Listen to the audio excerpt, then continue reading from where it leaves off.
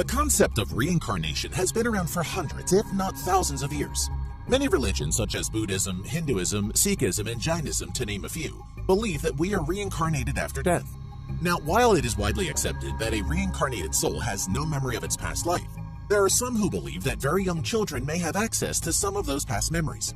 In fact, scientists who have studied the phenomenon found that 100% of cases occurred in young children. The average age of onset is between 3 and 4 years old. Whether or not you believe in reincarnation and past life exploration, this list of 10 kids who remember their past selves will still shock you. Some of these children have detailed memories that actually match up with historical events. Shanti Devi. Born in Delhi, India in 1926, Shanti Devi began to remember her previous life at age 4. She told her parents that her real home was with her husband in Mathura and even tried to run away to Mathura at the age of 6. She told her teacher that she had died 10 days after giving birth and that her husband's name was Kedarnath.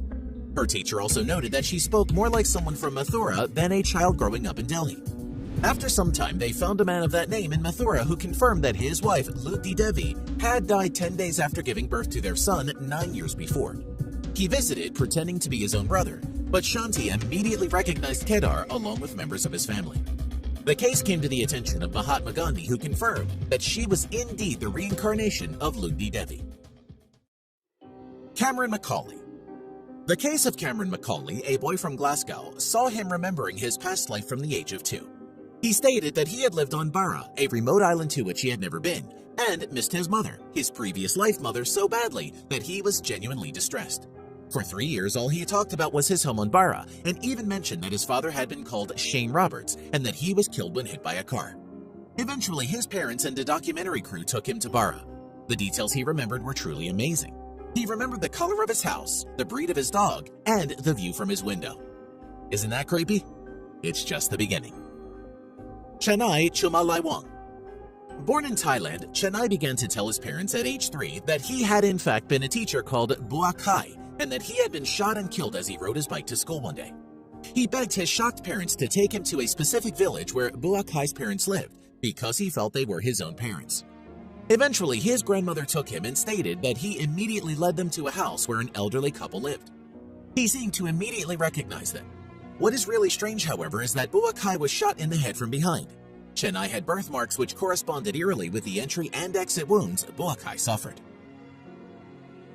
James Leininger. James was born in 1998 and at the age of 2 began to remember having a different life. He pointed to a picture of Iwo Jima and told his shocked parents that this was where his plane had been shot down. They did some research and found that only one plane was shot down over Iwo Jima during the Second World War, and it was flown by American pilot Lieutenant James Houston Jr. Not only did James Leininger remember being shot down, but he correctly stated that his ship was called the Natoma, the USS Natoma to be precise. Lieutenant Houston was shot down in 1945. Little James would also wake from horrible nightmares in which he talked about being on fire, unable to escape from the doomed plane.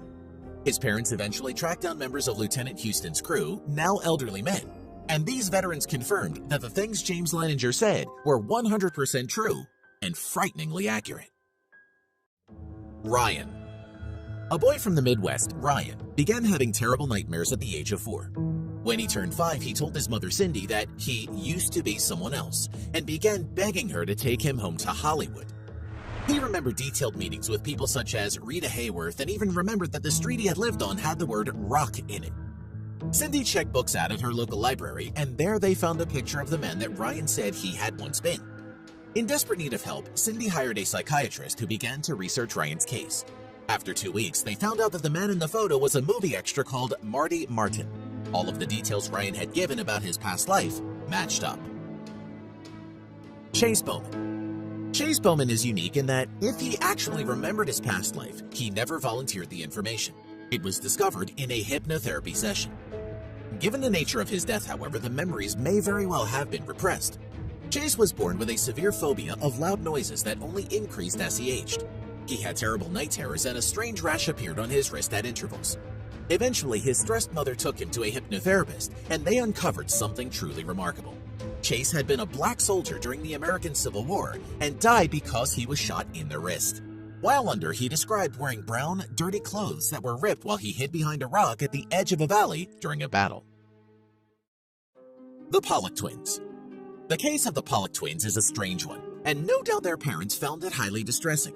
You see, the Pollitt twins, Jillian and Jennifer, appear to be the reincarnation of their own deceased sisters, Jacqueline and Joanna, who died a year before the twins were born.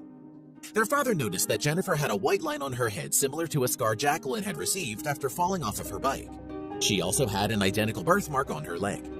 The family left town for 4 years, and when they returned, the twins claimed to have visited landmarks they had never even seen.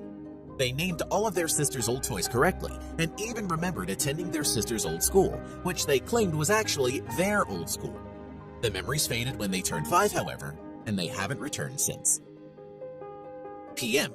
PM was born 12 years after the death of his half-brother, give or take, and it was soon noticed that he had some strange and coincidental birthmarks. You see, his half-brother had died of neuroblastoma at the age of 2. He had suffered a pathological fracture of his left tibia, had received a biopsy of a nodule on his scalp just above his right ear, and was given chemo through a central line in his right external jugular vein. Guess where his birthmarks were? That's right, they matched up eerily well. PM also had corneal leukoma, which left him practically blind in his left eye, which was strange as his brother had been entirely blind in his left eye when he died.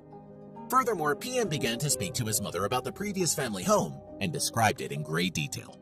Spooky. Anonymous. The boy in this story was just 3 years old in 2009 when he told his parents and doctors that he had once been someone else and knew where his grave was. As such, we have protected his name. We'll call him Dan. Dan claimed that he was killed with an axe blow to the head exactly where his birthmark was, and that he could lead them to his grave. He took the doctor investigating his case to a village, walked up to a man there and said, "I used to be your neighbor. We had a fight and you killed me with an axe." The man's face is reported to have gone white, and the boy said that he could show them where the body was buried. He led them to a pile of stones, and underneath there was a skeleton wearing farmer's clothes. The skull had a clean axe wound right on top of it, splitting the skull almost exactly where Dan's birthmark was. How creepy is that? Sam Taylor. And finally, there is the strange case of Sam Taylor, who seems to have been a reincarnation of his own grandfather. It sounds a bit complicated for sure, but the evidence points that way. Sam's grandfather died just 18 months before Sam was born, and though he showed signs of past life memories at a young age, his parents were very skeptical. That is until Sam told his father, "When I was your age, I used to change your diapers," during a changing. Creepy, right? Furthermore, Sam began to tell his parents things about his grandfather's private life that he couldn't possibly have known. Weirder still, they were all true. Think about that one for a while.